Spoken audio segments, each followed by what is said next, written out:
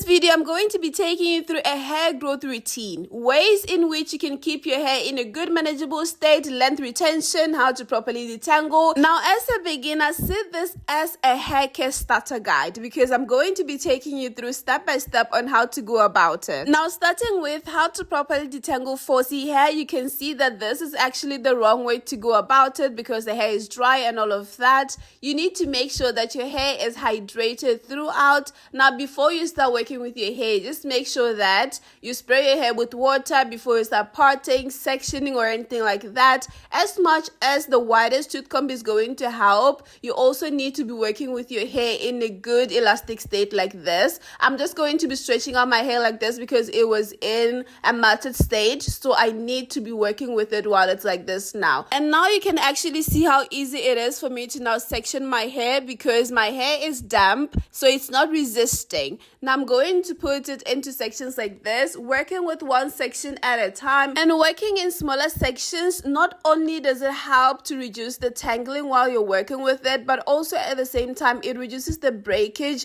because you can work with one part at a time and focus on it. Now working with one section, one tiny section, I'm going to be using the aloe vera gel, and this is what I extracted from. I just use this or flexi gel when it comes to detangling. So I'm just going to apply it to my hair like this. Now, when to detangle your hair, make sure that whatever you use, it has slip. It's going to make your hair slippery so that now when you start to detangle, your hair is just going to run smooth into your comb like this. And also, when you detangle, start from the tips to the roots of your hair always. This way it's going to reduce the tangles, it's going to reduce the knots, because as much as you're going to apply a good slippery pre-poo treatment, if when you're detangling your hair, you're going to start at the bottom and comb the way out, in most cases your hair is just going to create knots regardless. But if you start all the way from the tips like this, going down to the roots, you're going to minimize the tangles along the way. And also detangling is going to be very smooth and you're going to be amazed by the amount of breakage you're going to be able to reduce. Also, the reason why I put each and every section into twists like this right after detangling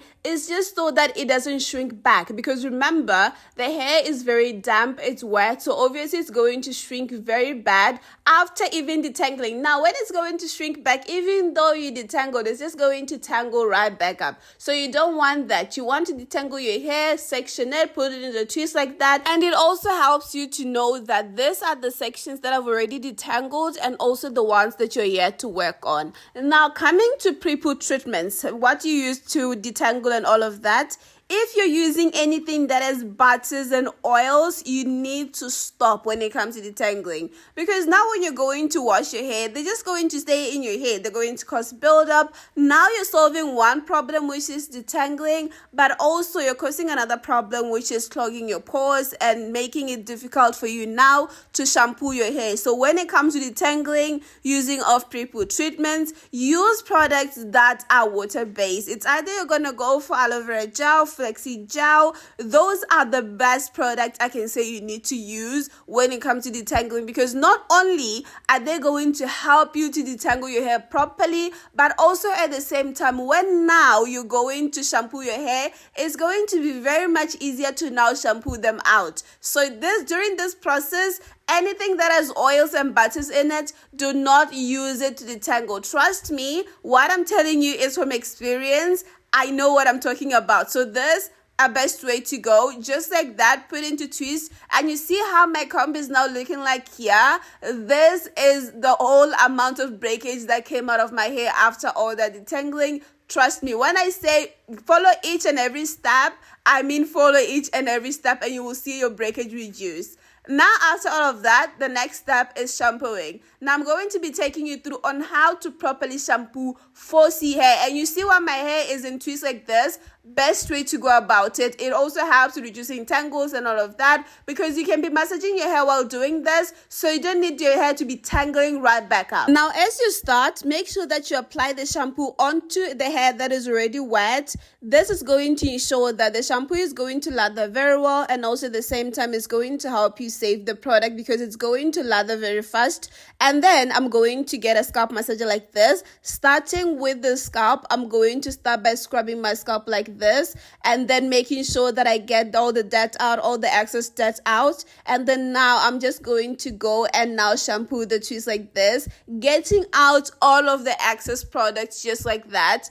And when it comes to shampooing, I shampoo my hair twice. You should shampoo your hair twice. First shampooing, you get rid of all the excess dirt. You know that there's going to be a lot of dirt. Considering that you're also using a pre-poo treatment, you need to get that out. Now for the second shampooing, I'm going to take down the twist because I feel like my hair doesn't properly get clean if I continue to wash while my hair is in twist. I feel like it gets trapped in there.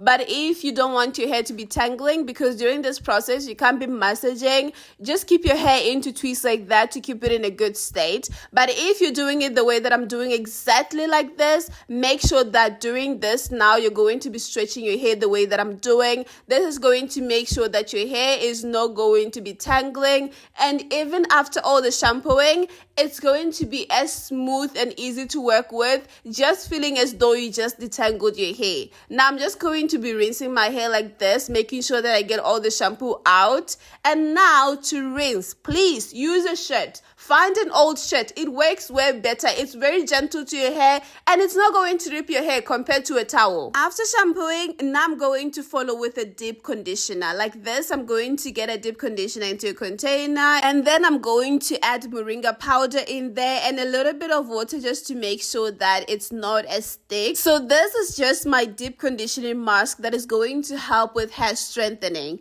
Now I'm going to apply the deep conditioner onto my hair like this. I'm going to be working with sections, and please, if you can work smaller with the sections, smaller than the ones that I'm doing, even better. Now while I'm working with smaller sections, you see the insides, they still need a lot of conditioning. Just make sure that during this conditioning process, never condition your hair all at once. Make sure that you work in sections. That way the product is going to get to each and every part of your hair, and you're not going to find that you're only coating the outside of your hair with a deep conditioner. And the reason why I use moringa powder in my deep conditioner is that it helps so much with hair strengthening. A deep conditioner helps so much with hair elasticity. So imagine I'm using something that is helping me with improving hair elasticity, and also at the same time what is helping my hair to be strong. That works best like that. That's the perfect hair mask that also helped me so much when it comes to strengthening my 4C hair.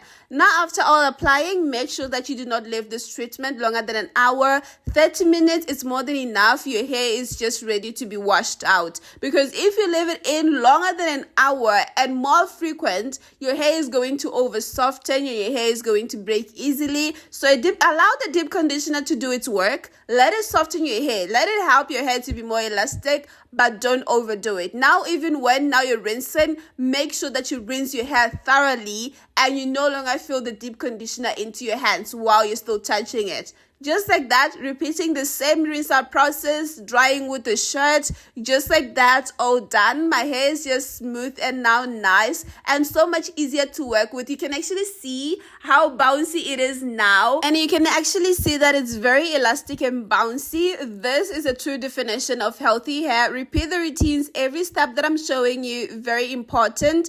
Just like that, now I'm going to section my hair for the final step, which is moisturizing. Make sure that on the day that you wash your hair, while your pores are still open, moisturize your hair. You see how smooth my hair is while I'm stretching it, how nice it looks like this. Imagine how good it's going to now accept the moisture in there. Now to moisturize my hair, I'm going to be using the LCO method, and I advise that you use the same method as well. Very effective, and it's going to help retain the moisture. Now you're going to moisturize while your hair is still damp. If your hair is dry during this process, make sure that you hydrate it and make sure that your hair is damp throughout the process. And now this is what I call the final detangling, which is helping to keep my hair in a good manageable state throughout. And that means now I only detangle my hair on wash day. Throughout the week, even though I take down the twist and decide to style it, however, there won't be a need for me to now detangle my hair, because when it comes to 4C hair,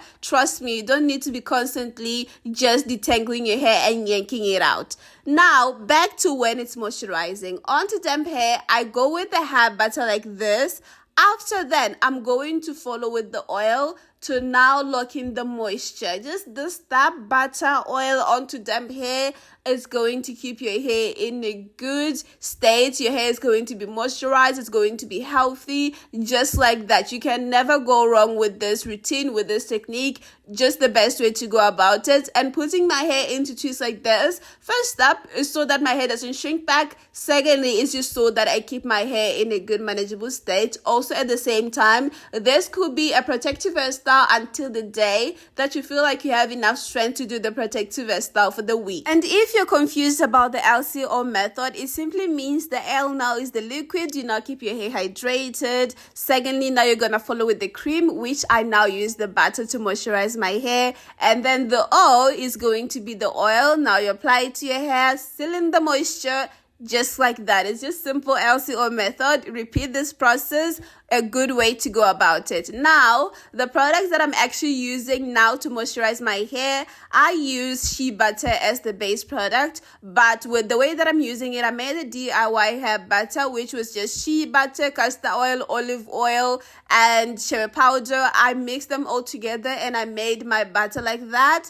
And then for the oil, I also made the DIY growth oil, which was cherry powder, olive oil, castor oil, but the castor oil was a lot. So just like that, I kept it for about 2 weeks, and just like that, it was ready to use. If you're confused by the way I'm explaining how I make this DIY product, let me know and I will definitely show you how I make them step by step. But if you don't have access to a lot of organic products and you're a starter like this, just make sure that when you moisturize, find unrefined shea butter to moisturize, and then oil with castor oil.